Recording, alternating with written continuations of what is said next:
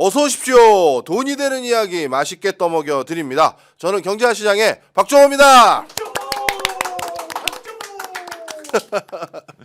자, 요즘 서울의 일부 아파트 가격이 무섭게 오르고 있습니다. 사실 뭐 집값 가격이 오르면 좋은 사람도 있고 또 우울한 사람도 있습니다. 하지만 우리가 어떻게 해석해야 되는지, 어떻게 전개되고 있는지를 알아야 대응을 하겠죠. 그래서 오늘도 한국 부동산의 우리들의 지킴이, 또 한국 부동산계의 거목, 그 다음에 또 길이나 또 새신랑 네, 여러 칭호가 붙는 투미부동산의 소장님이자 명지대학교 실물투자분석학과의 교수님이신 김지경 교수님 오셨습니다. 어서 오세요. 교수님 이제 개강이시죠? 아, 네. 드디어 첫 수업 이제 시작했습니다. 아이고, 예, 더 수업 준비하기 바쁘시고 그런데 하여튼 시간도 내서 이렇게 방송해 주셔서 감사합니다. 예, 수업하는 게 편하세요? 유튜브나 방송하는 게 편하세요? 그래도 방송은 네. 지금 거의 한 8년째 하고 있다 보니까 좀 예. 이제 좀 익숙해졌는데 아, 수업을 더군다나 교수라는 타이틀로서 예. 남들한테 이제 전달을 한다라고 하니까 예. 아무래도 그 직함의 무게가 있잖아요. 아, 좀 예. 오히려 조심스럽게 준비하는 것 같습니다. 아이고, 뭘 사실 유튜브 하는 것처럼 편하게만 해주셔도 강의 만점에 뭐 그냥 난리 날 텐데 너무 준비하지 마세요. 그럼 제가 또 뭐가 됩니까? 알겠습니다. 자, 이제 칭찬은 다 해드렸고요. 네, 아닙니다. 오늘 해야 될 게 많아요. 자, 지난번에 동서울대 이성재 교수님이 나오셨습니다. 그러면서 본인에 대해서 디스한 걸 봤다. 근데 김재윤 교수님은 그렇게 나쁜 사람 아닌 걸 알다. 하지만 참 장위동이요? 라고 하면서 아주 좋은 대안을 주셨어요. 근데 우리 귀가 솔깃했습니다. 솔직히 부동산으로 저는 모토가 그냥 내 집장만 하면 됐어. 지하철역 가까이 있으면 됐어. 서울과 수도권 근처면 금상첨화지 뭐 이거였는데 그분이 하나 얹었어요. 이왕이면 강남이 집이면 더 좋지 않아요? 그럴 수만 있다면 아니 그걸 왜 포기하느냐? 아니 어떻게? 자, 내방역 근처에 빌라를 투자하십시오. 라고 해주셨습니다. 그러면서 우리가 그때 바로 이걸 찍어봤어요. 찍어봤는데 내방역 근처에 빌라가 지금 전세 끼고 사면 1억에도 살 수 있는 게 있더라고요. 그런데 그 내방역 근처가 어디냐? 방배동입니다.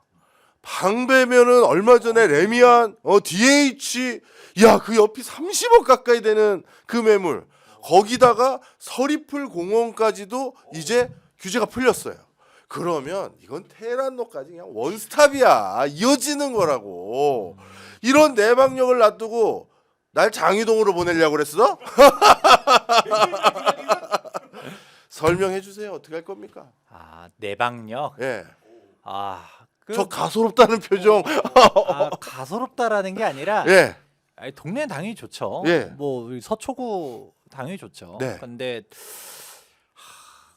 그러니까 그냥 제 소신이에요. 예, 편하게 지론이 얘기하세요. 싸고 좋은 건 없다라고 생각합니다. 싸고 좋은 건 없다. 그러면 싼데 그럼 뭐가 문제가 있는 게 있는 거네요? 그럼요. 뭔가요? 아니 상식전에서 생각해 보면 좋을 것 같아요. 네. 지금 방배동이잖아요. 네. 지금 방배동에 방배 5구역 재건축 같은 경우는 지금 착공 들어갔거든요. 예. 여기 DH 방배인데 여기는 투자 금액이 33평형 매수하려면 현금이 30억이 넘어가요. 그러니까요. 제가 좀 전에 얘기했잖아요. 네, 네. 그런 상황이고 지금 방배 6구역 같은 경우도 트리니원이었나? 거기 이제 레미안에서 짓는 게 있거든요. 거기도 일반 분양 지금 경쟁률 장난 아니게 해서 네. 끝났었고 그 다음으로 지금 움직이고 있는 게 방배 13구역, 14구역 이런 식으로 있는데 다 알아. 방배 13, 14구역 같은 경우는 지금 철거가 거의 끝나가면서 이제 착공 곧 하는데 얘네들 들어가는 게 30평대 매수 금액이 거의 이제 최근에 매물들이 많이 좀 소진돼서 현금 거의 24억, 25억 이런 식으로 필요해요. 예. 그러면 예. 얘네들이 이렇게 비싼 이유는 뭘까요? 일단은 지금 여기 방배동 같은 경우는 서초군이 투기거래지구겠죠. 그렇죠. 투기거래지구의 재건축 같은 경우 조합설리 인가하면 일단 조합원 지위양도 금지에 걸리게 예. 됩니다. 예. 그러니까 애초에 일단은 거래를 하면 안 돼요. 어. 원칙적으로는. 네. 근데 여기 방배 13, 14구역 같은 경우는 예외적으로 사업시행 인가로부터 3년 내에 착공을 안 하게 되면 양도가 가능한 요건이 있어서 예. 그나마 아까도 뭐 23억, 24억에 30평대 매물을 살 수 있다. 네. 물론 이제 참고로 나중에 분당 금액들은 더 있습니다. 예. 그런 식으로 납부는 해야겠지만 네. 그래도 그게 상대적으로 저렴하다는 얘기죠. 지금 반포 집값이 장난 아니니까. 예. 그리고 방배 5구역, 6구역은 착공했으니까 전매 금지 요건들이 이제 안 되죠. 그러니까 네. 이제 1세대 1주택자로서 10년 보유 5년 거주한 사람만 매수가 가능합니다. 그러니까 그 싸게 팔 이유가 없잖아요. 예. 그러니까 30억이면 훌쩍 넘어간 거고. 예. 그러면 이런 부분들 다 종합해 보았을 때 지금 관리처분 인가도 나고 곧 착공인 13, 14구역이 23억, 24억이다. 예. 그런데 여기서 이제 좀 초기로 간다라고 하면 방배 15구역이라고 있어요. 예. 여기는 이제 조합 설립 인가난 지 얼마 안 됐거든요. 예. 근데 여기도 조합원 지위양도 금지 다 걸리다 보니까 예. 여기도 지금 그 20억까지는 아직 안 들어가는 걸로 예. 알고 있는데 이제 15억으로는 지금 못 가는 걸로 알고 있어요. 현금이. 그러면 지금 실질적으로 이 방배동이라는 곳이 그 방배 15구역조차도 네. 입주까지 얼마나 걸리는지 아세요? 얼마나 걸립니까? 지금부터 10년이 걸립니다. 10년. 그런데 조합설 인가가 난 것도 지금 그런 와중이고 예. 지금 방배 13, 14구역은 조만간 착공을 앞두고 있으니까 예. 얘네들은 이제 3년에서 4년이면 이제 입주하겠죠. 네. 그런 곳인데 지금 제가 도대체 어디 쪽 빌라를 말하시는지는 모르겠지만 예. 더군다나 1, 2억으로 투자할 수 예. 있다라고 하면 일단은 저는 바로 드는 예. 생각이 정상적인 곳일 것 같진 않다는 생각이 좀 들어요. 일단 그분의 말씀을 더 전원을 해드리면 내방역 근처에 지금 말씀 주셨던 그런 DH도 얘기하셨고 레미안이 지금 하고 있는 그 사업도 얘기를 하면서 결국 이 지역이 순서의 문제고 시간의 문제는 건 분명하다. 하지만 결국 13, 14, 15구역처럼 조합 설립되고 아파트를 바뀔 거 아니냐. 그런데 그런 미래를 우리가 계속 지켜봐 왔는데 지금 반지하든 1층이든 간에 오히려 새 빌라 사지 말라고 하셨어요. 옛날 거 사고 그리고 전세 놓고 아니면 월세로 내가 이자 감내하면 그 월세 받아서 이자 내면서 여길 들어가면 13, 14구역처럼 아니면 15구역처럼 5구역, 6구역처럼 언젠가 바뀔 거다. 이런 얘기를 하신 거거든요. 그러니까 언젠가는 바뀌겠지만 그 언젠가가 언젠가냐라는 건 되게 중요하다 보거든요. 그렇네. 그러니까 아까 말씀했던 것처럼 뭐 사실 방배 15구역조차도 네. 사람들이 되게 막연하게 생각하는 사람들이 많아요. 왜냐하면 사실 이제 재건축 같은 경우는 이제 좀 중요한 것이 재건축 초과이익 환수제가 정말 쟁점으로 떠오르거든요. 예. 재건축 초과이익 환수제 때문에라도 지금 방배 5, 6, 13, 14구역 같은 경우는 재건축 초과이익 환수제를 다 피했어요. 네. 왜냐하면 이게 재건축 초과이익 환수제 적용 기점이 2017년도 12월 31일까지 최초 관리처분 인가를 신청한 조합들이 적용 대상이거든요. 그러니까 얘네들은 피했지만 똑같은 방배동 내에서도 이제 방배 15구역 같은 경우는 제초안에 걸리거든요. 네. 그런 부분들 고려하면 15구역도 지금 말이 좋아서 10년이라고 말하지만 예. 막상 진행되다가 사실 지금 정치적으로 어떻게 될진 우리가 한 치 앞을 내다보기 네. 어려운 상황이죠.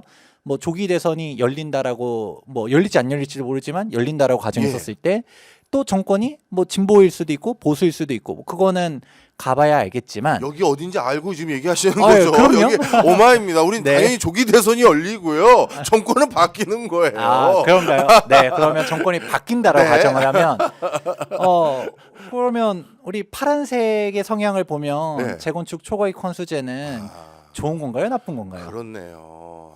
조합원 입장에서 사실 네. 예. 그러니까 옳다라고 생각하시는 분도 분명 있겠죠. 근데 여러분들이 재건축 투자자라고 그러니까 조합원 고려하면 입장에서는, 사실 재건축 초과이익 환수제 때문에 재건축 사업이 못 가는 거예요. 그렇죠. 그러면 사실 저는 오히려 방배 15구역이 지금보다 시간이 더 오래 걸리는 것도 있지만 예. 그 정도 금액 차이면 예. 돈을 더 지불하더라도 시간만 단축되는 게 아니라 재건축 초과이익 분담금도 13, 14구역은 피했죠? 예. 그럼 당연히 거기 가는 게 맞다라고 봐요. 아. 그런데 여기서도 지금 그러면 앞에 있는 사업들도 이런 얘기들이 나오는 와당에 네. 지금 뒷단에 있는 곳들은 네. 사실 또 정권이 많이 바뀐다라고 가정하면 예. 사실상 재개발 재건축의 친화적인 예. 정권인가요? 아니면 조금 좋게 안 보는 정권이던가요? 사실 좋게 안 보는 정권 아닐까요? 그렇죠. 그러면 지금도 사실상 뭐 이게 그래도 보수 정권에서 예. 제외 재건축을 신규 지정해주고 하는데 네. 실제로 박원순 전 서울시장 재임 거의 약 10년 동안 서울에 있었던 재개발 재건축 지역들을 해제하면 해제했지 맞아요. 신규 지정들을 안 해왔어요. 그 뭐죠? 그 도시재생 그때 그런 거 맞아요. 한다고 특히. 예. 그게 저는 옳고 그르고 가치 판단들을 하진 않을 겁니다. 예, 그냥 성향을 말하는 겁니다, 여러분. 여러분들께서 판단은 하시겠지만 예. 근데 진짜 그렇게 간다라고 가정하게 되면 네. 그럼 뭐 또 한도 끝도 없이 늦으니. 이게 어떻게 될지 모르는 거예요. 왜냐면 지금 여러분들이 팩트만 놓고 보면 네. 지금 현재 재개발 재건축 진행되는 곳들의 90% 이상은 2000년대 초중반 때 예. 이명박 전 대통령도 아니고 예. 이명박 전 서울시장 때 지정된 곳이 90% 이상입니다. 아, 그렇구나. 그러면 그 시절에 정비구역 지정돼가지고 움직이면서도 그 와중에 해제된 곳들도 있고 네. 뭐 그래서 입주한 곳들도 있고 이제 이주 철거하는 곳들 이제 인허가 받는 곳들 야. 사실 이게 재개발이라는 게 쉽게 생각하면 금방금방 되는 것처럼 말하지만 예. 뭐 10년, 20년, 뭐 30년 걸리는 곳들도 수두룩하거든요. 맞아요. 그러면 아까 말한 것처럼 언젠가는 되겠죠. 뭐 그 천년만년 그 동네 그렇게 냅두겠습니까? 라고 할 수도 있겠지만 거꾸로 생각해 보면 그게 언제 될지는 모르는 일인 거죠. 맞아요. 제 아는 지인도 음마아파트 재건축 보러 이사 갔다가 그분 얼마 전에 부고가 떴어요. 재미없었어? 미안해. 자. 그러니까 좀 받기에는 좀 예, 예, 무거운. 알겠습니다. 알겠습니다. 그러니까 이게 사실 이게 그렇게 얘기하다 보면 이제 예능에 거의 다큐가 되긴 하지만 그렇죠.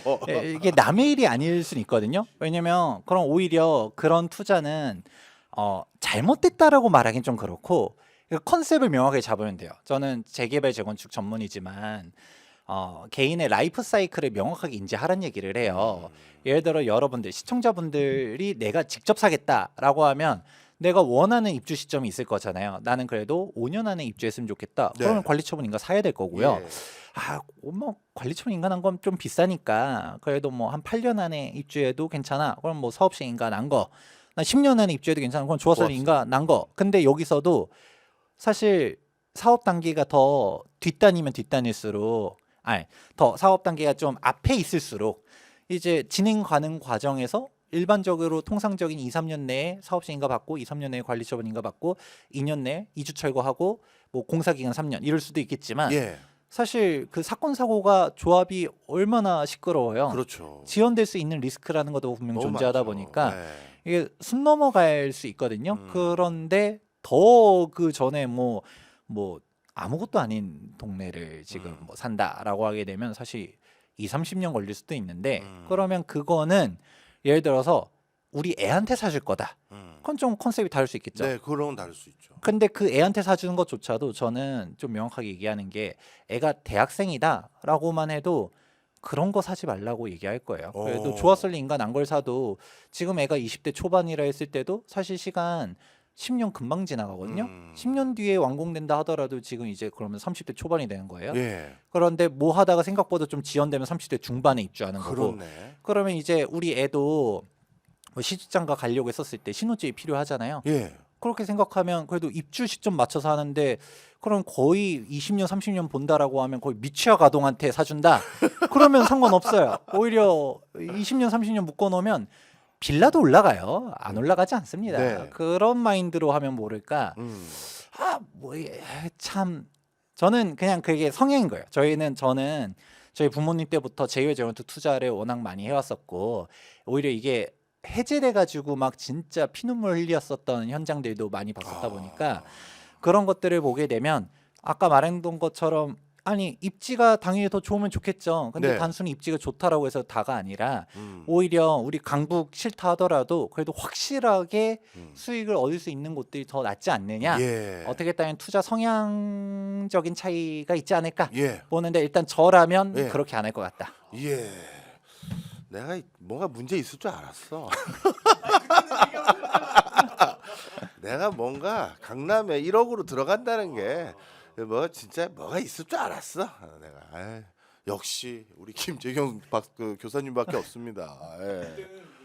내 김재경 김재경 나오네 막. 아니에요. 착오가 좀 있었네요. 아 근데 오늘 저 교수님 오신다고 하길래 이것도 여쭤보고 싶었어요. 부동산 시장의 유행 단어가 오쏘공이라는 게 있는데 이게 오쏘공이 뭐예요? 아 이게 요즘 신조어로 뜨고 있는데 예. 우리 난쏘공은 아시죠? 알죠. 난장이가 쏘아올린 공. 저 좋아하는 소설입니다. 맞습니다. 그것처럼 오쏘공은 그럼 금방 유추해 볼 수 있겠죠. 오세훈이 쏘아올린 공. 네. 아. 그래서 최근에 사실 저희 저번에 왔을 때 토지거래 허가구역 해제 관련돼서도 한번 말해드린 적 정확히 있었잖아요. 지적해 주셨죠. 근데 이제 그 이후로 지금 부동산 가격이 어마어마하게 폭등하고 있거든요. 맞아요. 그러니까 정확하게는 지금 현재 서울 상급 지역들이 미쳐 돌아가고 있어요. 예. 그냥 일단 잠실권역 이상은 최소 5억 이상. 호가예요? 아니면 매매가입니까? 실제로 실거래가가 그렇게 뛰었고요. 그래서 당장 대표적으로 우리 잠실 하면 대표적인 곳이 엘리트라고 하잖아요. 예. 엘스 리센트 트리지움. 여기가 토지거래 허가구역 해제 전에는 33평 기준으로 27억에서 28억 정도 했는데 예. 지금 30평대가 33억 거래했다는 얘기가 들려요. 와. 그러니까 물론 이제 뭐 남들은 이거 뭐 실거래가 떠봐야 한다라고 말하는 사람들도 있지만 예. 뭐 기다려보면 곧 뜨겠죠. 네. 그런데 지금 실제로 계약서 뭐 봤다 뭐다 뭐 이런 사람들도 있으니까 예. 그거는 뭐 이제 시간이 알려줄 거고 예. 일단 적어도 32억 거래는 확인됐었습니다. 예. 그런 식으로 해서 금액들이 뛰었고 뭐 반포는 안 그래도 작년 초와 비교했을 때 이미 한 15억 20억 뛰었었는데 예. 지금 그 와중에 잠실이 이렇게 쫙 올라가니까 더 올라가겠죠. 반포는 더 올라가서 역시 실거래가는 떠봐야지만 예. 지금 반포하면 대표적인 곳이 지금 레미안 원베일리잖아요. 이 원베일리 33평형이 60억까지 거래는 됐었거든요. 예. 근데 지금 한강 보이는 애가 33평 기준입니다. 예. 한강뷰가 지금 70억 거래됐다. 라는 33평이요? 네. 그런 얘기가 들리고 있습니다. 저를 위해서 말고 시청자분들을 위해서 실거래가는 어디서 우리가 확인할 수 있어요? 국토교통부 홈페이지에서 예. 볼 수 있습니다. 국토교통부 홈페이지. 네. 그거는 실거래가 일어난 뒤에 얼마 뒤에 업데이트 됩니까? 일단은 이제 부동산 거래 신고 등에 관한 법률에 의하여 예. 이제 매매 계약으로부터 30일 이내는 신고를 하도록 돼 있고요. 그럼 뭐 전산에 따른 뭐 시차는 있을 수는 있겠지만 네. 금방 반영해가지고 뜨고 요즘은 꼭 국토부 사이트를 통해서 보는 게 약간 그게 친절하게 돼 있진 않아요. 네. 하지만 요즘 프롭테크 기업들이 많이 예. 잘 돼 있잖아요. 대표적으로 호갱노노 사이트들 보게 되면 레미안 원베일리 그냥 딱 클릭해 놓으면 이제 몇 동, 뭐 몇 층, 그렇게 얼마 거래 나와요? 이런 와. 식으로 떠버립니다. 호갱 뭐요? 호갱노노. 호객 노노. 호갱노노. 호갱 노노. 네. 이런 게 또 있었구나. 예, 알겠습니다. 호갱 노노. 동호수까지 나온다. 네. 네. 이야. 호까지는 안 뜨는데 예. 동층까지는 뜹니다. 동층까지. 네. 동층까지. 알겠습니다. 이걸 몰랐네. 그러면 오세훈이 쏘아올린 공이 많네요. 지난번에 말씀 주셨던 게 이 토호제를 지금 허문 건 약간 정치적인 이슈도 있다 말씀을 딱 주셨고 지금 연일 뭐 여기저기 해명을 하고 다니시더라고요. 이게 뭐 너무 가파르게 오른 게 아니다. 통계를 보면 그렇지 않고 했는데 제가 그 통계 설명을 들었는데도 그게 옳은 것 같은데 굉장히 크게 이게 무슨 소리지 싶었고 그 다음에 요 근래는 만약에 더 걷잡을 수 없으면 다시 취소한다라고 하는데 아니 우리나라 부동산 정책의 가장 최악이 이랬다 저랬다인데 이거 뭡니까 이거? 그러니까 사실 저번에도 설명드렸었던 것처럼 오 시장이 이 토호제를 애초에 왜 풀었었냐라는 네, 것 자체가 이제 조기 대선이 열릴 거라고 판단하다 보니까 네, 아무래도 보수 즉 집토끼를 좀 잡아야 되잖아요. 예, 그러니까 이제 지금 토지거래 허가구역으로 지정된 곳들이 대부분 다 상급지들이고 예, 이런 곳들의 면면을 보다 보면 보수표들이 워낙 많다 보니까 이게 약간 좀 풀어야겠다라는 생각하면서 쫙 푼 건데 예, 풀고 나니까 뜨거웠겠죠. 네, 이렇게까지 폭등을 할 줄 몰랐었는데 폭등을 하니까 약간 조금 그냥 업계 사람들도 총극이라고 좀 생각들을 많이 하는데 예. 서울시 공식 보도 자료를 보다 보면 지금 언론에서 막 강남 뛰고 있다라고 하는데 그렇지 통계에 않습니다. 의하면 그렇지 않습니다라고 하는 이게 완전 눈 가리고 아웅도 아니고 안 올랐어요 하면서 막 이런 상황이다 보니까 예. 지금 다들 뭐 이게 말이 됩니까라고 오히려 비판을 하니까 요즘은 또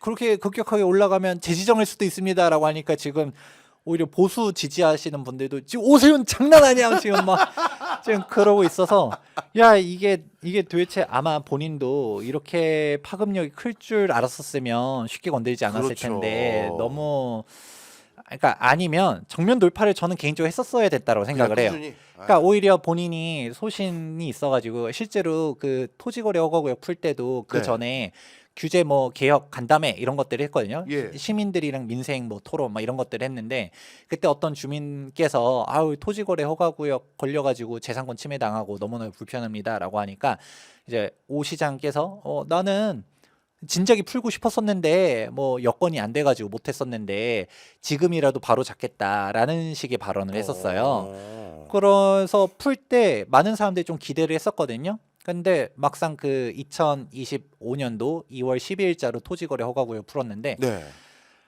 그때 부동산 카톡방에서 난리가 났습니다. 어. 이거 오세훈 이거 오원순 아니냐고 하면서 예. 그 갑자기 규제를 풀었는데 왜 오원순 얘기가 나오냐 예. 하니까 풀긴 풀었는데 예.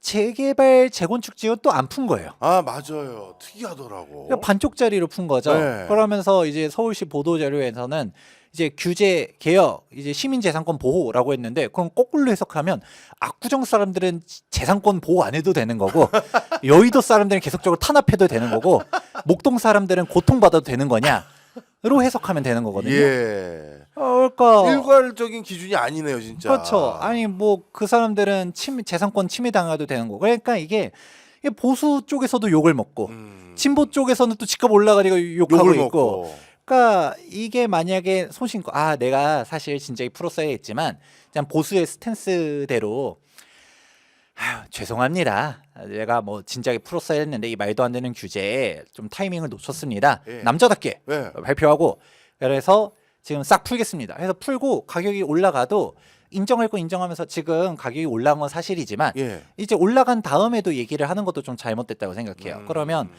이게 애초에 사전에 미리 애초에 내가 규제가 잘못된 거고 그러면 네. 반대로 따지면 규제가 없었다라고 하면 정상적으로 올라갈 가격이었는데 어거지로 눌러놨었던 거잖아요. 그렇죠. 그 억눌린 게 이제 반사이익으로 갔다가 다시 튀어 올라간 것뿐이지 네.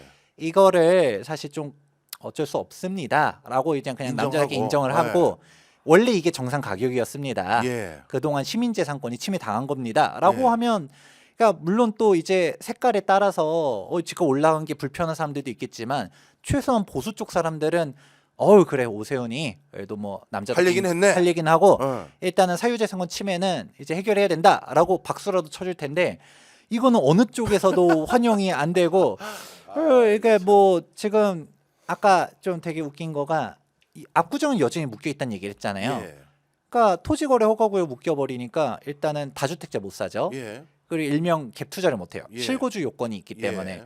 그래 버리니까 지금 반포는 70억 거래 얘기 나오니까 오히려 압구정 가지고 있는 사람들이 압구정이 저평가야 뭐 이런 얘기가 나와요. 압구정 저평가설.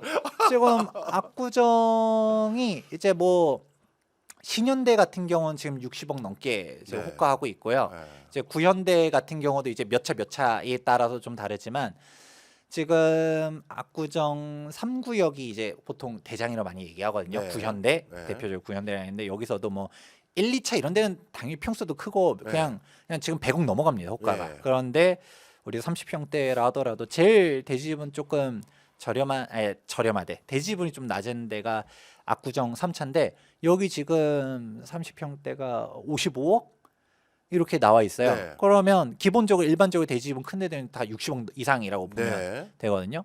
그런데도 불구하고 우리가 압구정인데 지금 반포가 70억이라는 얘기 나오니까 더 높여도 될 것 같은데? 라는 생각을 하고 있고 그냥 사실상 저는 오히려 이번에 토호제 풀 때 압구정을 같이 풀어줬었으면 압구정은 지금 가격보다 더 높았겠죠. 예. 그렇지만 반포가 이렇게 미친 듯이 더 뛰는 추진 동력을 주진 않았을 거라 생각하거든요. 그러니까 지금 가고 싶은 사람은 가도록 해야 되는데 그거를 인위적으로 막아놓으니까 결국 풍선 효과가 다시 반포로. 그래서 웃자고 하는 얘기긴 하지만 농담 반 진담 반 반포에는 뭐 높으신 분이 있어가지고 규제를 안 하나? 뭐 이런 얘기들까지도 나오고 있는 현황입니다. 오히려 제 설은요. 압구정 현대아파트에 높으신 분들이 계셔서 풍선 효과로 압구정을 올리기 위해서 반포만 풀었다라는 소리도 있어요. 아 그래요? 너무 비웃지 마. 나도 전문가야. 그럼요. 압구정에도 높으신 분들 당연히 많을 거라고 그쪽이 생각. 그래서 네. 자기들이 저평가라는 소식을 만들기 위해서 일부러 그랬다. 일부러 했다라고 하기에는 주민분들의 사유재산권 침해나 고통받는 게 워낙 크기 때문에 압구정 분들이 진짜 설령 그런 생각을 한 몇몇 사람들이 있을지는 모르겠지만 예. 대부분의 압구정 사람들 이게 뭔 소리야 아마 이럴 것 같긴 네. 합니다. 자, 그런데 진짜 궁금한 게요. 이쪽 지역은 대출도 안 되고 갭도 안 되고 그렇잖아요. 그런데 도대체 우리나라에 무슨 구매력 있는 사람이 얼마나 되길래 30억대, 50억대, 뭐 70억이요? 이거를 현찰 들고 가서 삽니까? 이런 잠정적인 수요층을 이게 더 있다라고 보십니까? 그러니까 이게 정말 큰 문제인데 이게 비정상의 정상화라고 전 표현을 해요. 비정상의 정상화.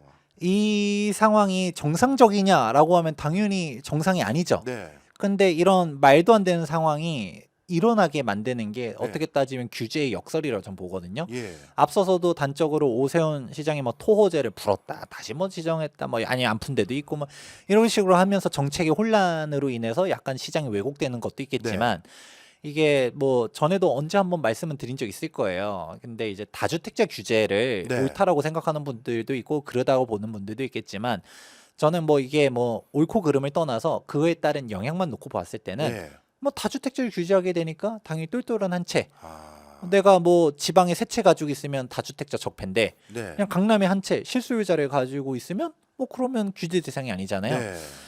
그렇다 보니까 그러면 사람들은 정답이 나와 있는 거죠. 예. 아무리 지방이 개인적으로는 이렇게 가격이 무너질 일이 아니라고 생각을 예, 했어요. 예. 그러면서 지방에서도 약간 실소유자 입장에서는 기회 주택들이 많다라고 보는데 문제는 그 기회라고 생각은 하지만 덜컥 지금 지방에 집을 사세요라고 제가 선뜻 말을 못하는 이유는 예.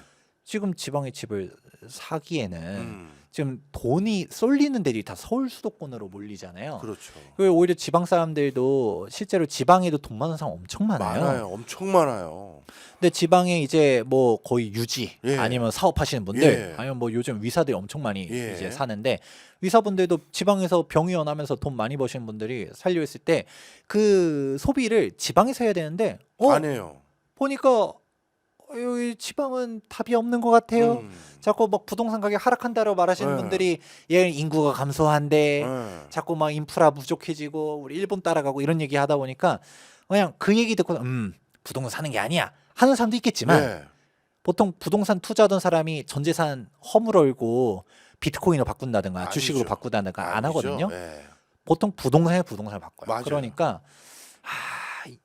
곰곰이 생각해보니까 남의 나라 얘기가 아니라 우리 동네 얘기인 것 같아. 일본 따라간대라고 하니까 일본도 곰곰이 보니까 도쿄 23구 신축들은 막 날아가고 계속 있거든요. 올라가죠. 그러니까 지방이 박살나고 있어요. 예. 그러니까 지방이 힘든 것 같군. 그러면 지방을 정리하고서 우리가 서울로 가야겠다. 그러니까 이게 뭐 사실 수익률 생각해 보면 교수님도 이제 계산해 보시겠지만 우리가 70억이 지금 매수하게 되면 얘가 뭐 얼마가 될지 모르겠지만 예. 설령 10억이 더 올라가도 이게 수익률이 많나요? 그렇죠. 10% 수준 정도밖에 안 되는 거니까. 설령 10%가 올랐다라고 해도 세금 우리가 떼고 취득세만 뭐 해도 하고. 수억 예. 원씩 납부해야 되고 예. 그 보유세도 장난 아닐 거고 그런 거 생각해 보면 사실 수익률로 계산하는 시대가 아닌 거예요. 근데 네. 진짜 여기는 그냥 이성으로 움직이는 게보다도 그냥 약간 돈이 진짜 많은 사람들은 이 돈을 어디로 보관해야 될까라고 했을 때 뭐 수익이 나면 좋은 거고 예. 그냥 오히려 에셋 파킹 예. 느낌으로 갔다가 어쨌든 내가 부동산으로 자산을 포트폴리오를 구성한다 했었을 땐 그냥 지방에 두기보다는 서울로 가야겠다 이런 식으로 갔다가 어차피 한 채로 가면 최대한 좋은데 네. 그러니까 지금 양극화 점점 심해지는 게 강남 내에서도 양극화가 나타나고 있어가지고 맞아요. 예. 그 대치 개포 있는 소유자분들도 지금 되게 상대적 박탈감을 느껴요. 그 강남 흉내 낸다는 소리까지 나와요. 아, 그거 들어보셨잖아요. 양재랑 개포랑 강남 끄트머리 있는 게 강남이냐? 뭐 이런 소리가 나와요. 그 근처가 도곡인데. 아, 그래 버리니 실제로 지금 그나마 토호제가 풀리면서 이제 대치동 같은 경우는 이제 40억을 돌파했어요. 네. 그렇다 하더라도 지금 반포는 70억 얘기까지 나오다 보니까 와 우리가 사실 예전엔 그렇게까지 격차가 안 차이가 나진 보였거든요. 않았는데. 지금 근데 2, 30억씩 훅훅 나버리니까 여기서도 아직도 개포는 30억대 매물들이 있어요. 근데 지금 잠실이 지금 30억 초반 이러고 있으니까 아니 잠실이 30억대인데. 우리는 개포인데 아, 더구나 우리는 개포 신축인데 네. 이래 버리니까 그러니까 오히려 지금 개포도 최근에 이제 거래들이 좀 되면서 가격대가 올라가고 있다라고는 하던데 네. 그러니까 이런 식으로 갖다가 이거 상대적 박탈감들을 느끼는 게 아까 말한 것처럼 지방에 있는 사람들은 어쨌든 내가 여기 실거주자가 아니에요. 예. 어쨌든 자산 딱 박아 놓는 건데 예. 그러면 그 사람들이 아무리 대치동이 학군지라고 하지만 그분들이 여기서 애 키울 건 아니거든요. 그렇죠. 그러면 어디 가지 하고 보니까 그냥 이제 반포 압구정에 눈에 띄어. 음. 근데 압구정은 토호지 때문에 못 가. 음. 그냥 반포 반포. 가는 겁니다. 아, 확 이해가 됐습니다. 자, 그런데 그 얘기는 아직까지 이 금액을 수용할 수 있는 자금 여력이 있는 국내의 뭐 국민들이죠, 쉽게 얘기해서 꽤 있는 거네요. 아니 뭐 어렵게 볼 거 없이 우리 뭐 명절 때도 뉴스 떴잖아요. 예. 인천공항 마비된다고. 예. 출국 뭐 무슨 3시간 전에 가도 막 아슬아슬하게 탔다 뭐 이런 네. 얘기 나오는 것처럼 와 이게 생각보다 돈 많은 사람들은 많습니다. 그러니까 이게 좋은 일은 절대 아닌데 그러니까 빈부격차가 심해지는 거고 부의 양극화가 나타나다 보니까 있는 사람들은 있는 사람들끼리 막 모여서 움직이는 거고 네. 그러니까 이게 어떻게 따지면 지금 현재 서울을 떠나서도 이제 뭐 지방 같은 경우는 당연히 이제 뭐 어렵고 서울에서도 빌라, 오피스텔들은 가격이 지금 엄청 무너져 있거든요. 예. 어떻게 따지면 지금 서민층들은 뭐 경기가 너무 안 좋잖아요. 그렇죠. 그러면 아이러니하게도 해석을 해보면 진짜 그렇게 경기가 안 좋은 서민들이 주거하는 수단인 동네들은 가격들이 무너지고 있는 거고 어. 오히려 그냥 뭐 서민들은 힘들든 뭐든 뭐 지금도 성과급 장난 아니게 받는 뭐 사람들도 있고 예. 그럼 고소득자들 그 부자들 자산가들이 원하는 지역들은 그냥 계속적으로 올라간다 이렇게 보셔도 좋지 않을까 네. 싶습니다. 어찌 보면 양극화의 흐름 속에서 돈이 좀 있는 사람들은 이 와중에도 돈이 더 벌리니까 아, 나 그냥 내가 투자 목적도 아니라 더 좋은 동네에 이사 가서 살고 싶어요. 그런 수요. 그리고 다주택자들에 대한 규제로 인해서 똘똘한 한 채에 대한 수요. 뭐 이런 것들이 맞물리면서 거기다가 규제를 다 푼 것도 아니고 일부만 푸니까 일부 지역으로 쏠리다 보니 그게 금액이 더 올라가게 돼 버렸고 그러니까 상대적으로 더 상급지는 오히려 저평가된 거 아니냐라는 시그널까지도 갖게 되는 부작용까지 전개되고 있다 이런 말씀이네요. 자, 그런데 이런 과정에서 제가 뉴스 클리핑을 좀 해보니까 성동, 노원, 동대문 쪽도 거래가 좀 는다는 소리가 들립니다. 거래가 늘면 뭔가 그쪽도 가격이 오르는 건가요? 뭐 어떻습니까? 일단은 제가 그게 어떤 통계 자료인지는 모르겠지만 작가님이 찾아주신 통계 자료예요.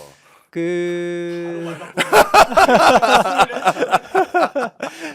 일단은 지금 잠실 권역 이상 5억 이상씩 다 뛰었다는 얘기 했잖아요. 네.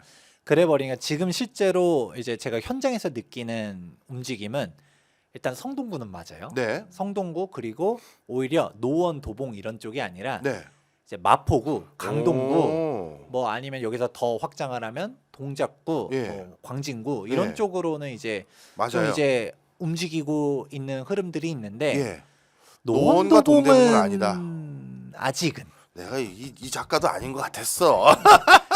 그러니까 자, 아예 그런데 뭐 궁금해요. 성동, 마포, 강동, 동작은 왜 같이 연동해서 움직이는 겁니까? 일단은 당연한 얘기라고 할 수 있을 텐데 여러분들이 이제 중산층들의 워너비 지역이 바로 잠실이에요. 잠실이 이제 교통도 좋고 인프라도 괜찮고 학군도 이제 괜찮고 무엇보다도 이제 한강 변이고 예. 여러 가지들이 이제 종합적으로 있다 보니까 잠실이 살기가 되게 괜찮거든요. 네. 그런데 뭐 잠실보다 더 좋은 동네 사시는 분들은 뭐 잠실이야라고 하겠지만 일반적인 중산층들 입장에서 잠실만 가더라도 입성이죠. 정말 성공했다라는 예. 생각들을 하는데, 근데 잠실이 솔직히 엘리트가 33억 됐다는 얘기 했었지만 예.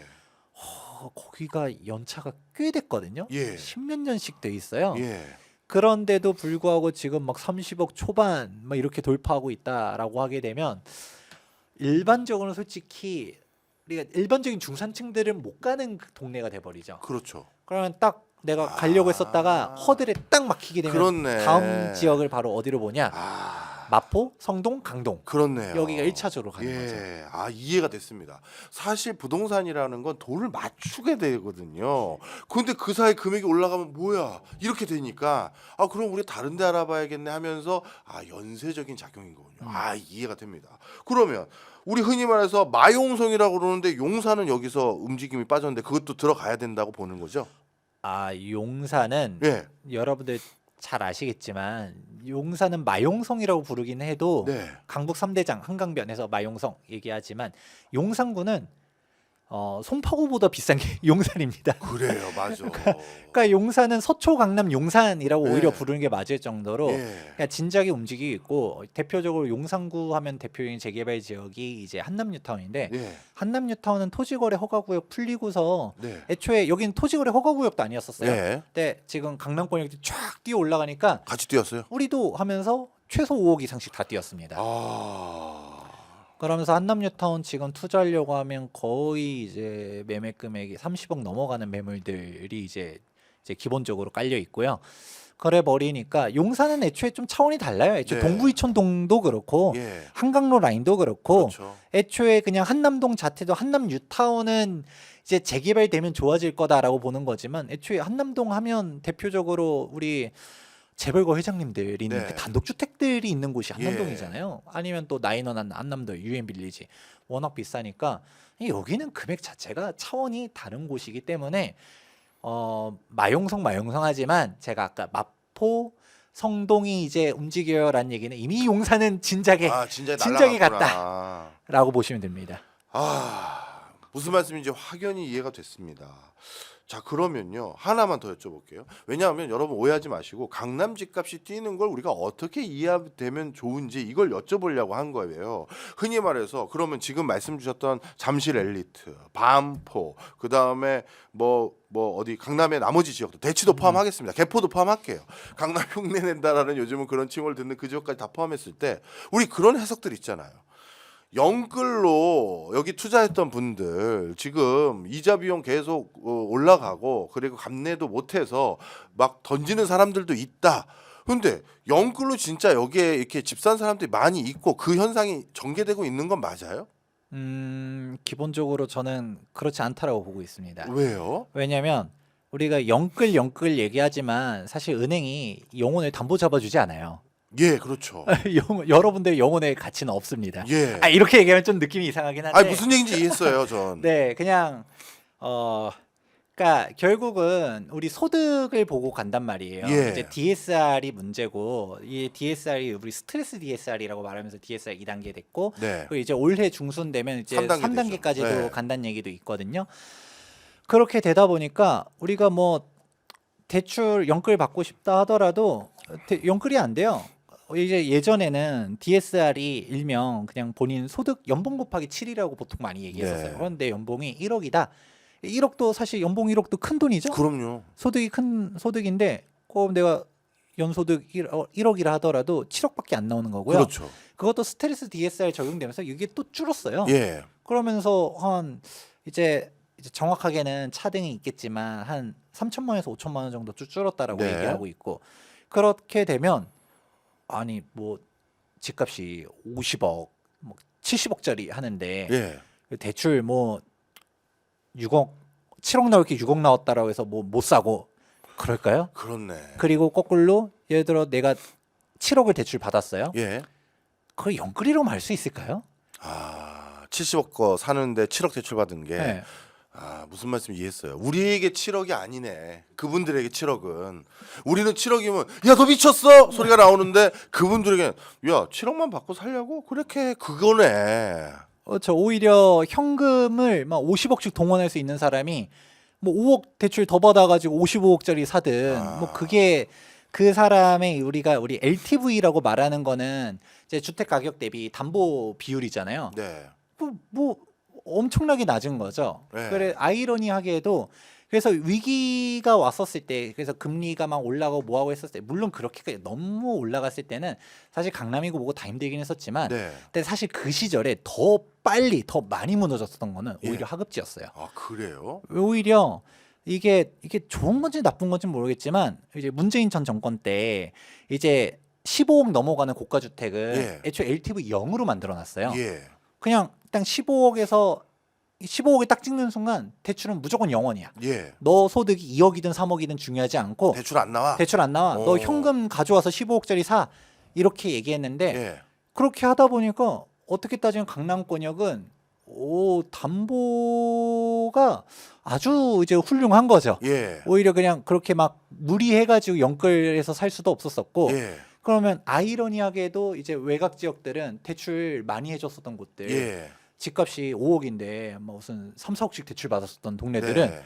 이자 타격이 그대로 직격을 하다 보니까 어. 대출 금액이 상대적으로 많고 이제 절대적인 양은 차이가 당연히 있겠지만 근데 비율로, 상대적으로 네. 보게 되면 오히려 이 리스크에 취약한 쪽들은 오히려 외곽 지역이라든가 아니면 오피스텔 빌라 쪽이었었고 실제로 지금 지방이나 오피스텔 빌라 같은 경우는 역전세 맞는 순간 우르르르 경매로 쏟아지잖아요. 네. 그 역전세가 강남에서 역전세 맞았을 때는 10억씩 마이너스 나는 경우들도 있었어요. 네. 그런데도 경매가 그렇게 쏟아졌나요? 아니었거든요.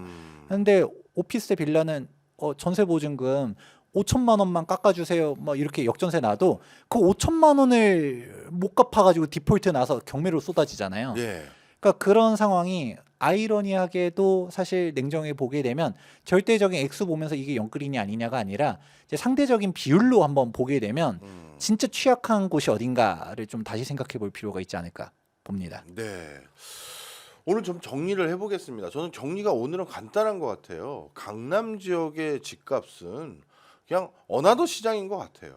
우리 같은 서민들이 그냥 내 집장만 하는데 강남 집값 올랐다더라 떨어졌다라더라 이걸 가지고 내 집값의 타이밍을 보는 거는 사실은 그렇게 적정한 지표 같지는 않고 물론 그것 때문에 부동산 정책의 변화는 있을 수 있습니다만 그냥 그런 어나더 시장은 놔두고 그냥 제 원래 지론 은평구든 뭐 아니면 또 어디 있을까요? 뭐 강북구든 어디든 그냥 내 집장만 할 건 내 스케일대로 그리고 나는 평생 집장만 생각 없습니다. 요즘 제가 주변에 웰빙족들 보면 제가 정말 알콩달콩 잘 사는 두 신혼부부 보면 그 두 부부는요 우리 계속 이런저런 동네 살아보자라가 못하더라고요.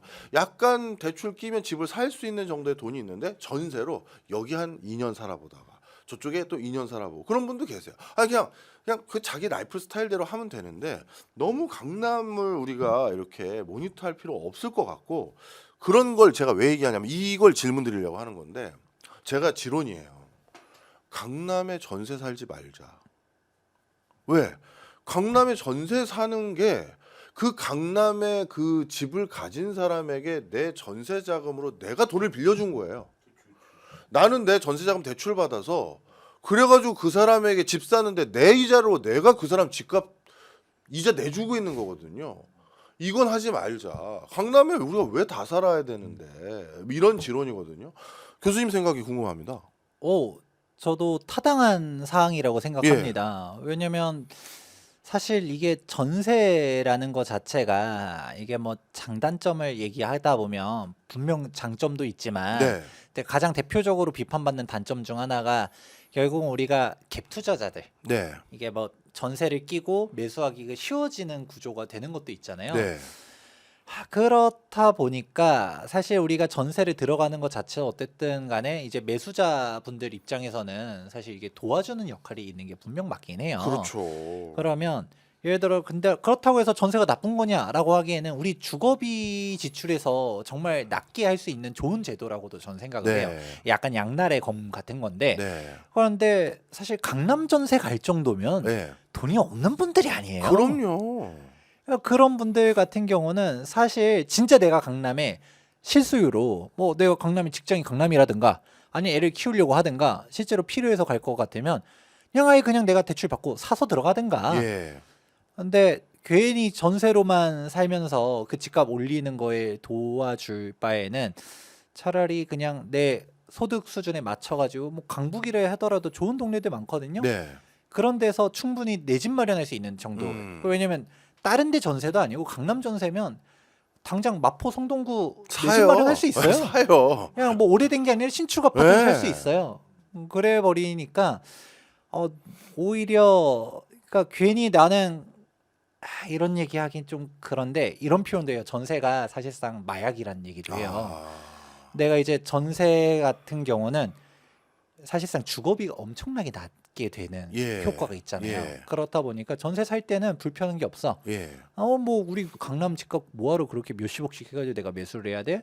난 뭐 돈 없는 것도 아니고 나 여기 전세 있으면서 내 월 소득도 괜찮아. 그러면서 있을 인프라는 다 때는 누리고. 편하게 있는데 막상 지나가 보니까 집값이 올라가 있어. 그렇죠. 근데 그 집값 올려주는데 일조한 게 사실 본인이기도 한데도 본인이에요. 예. 근데 전세 살던 사람 입장에서는 나는 무주택자 선련한 피해자인데 저 투기꾼들이 집값을 다 올렸네.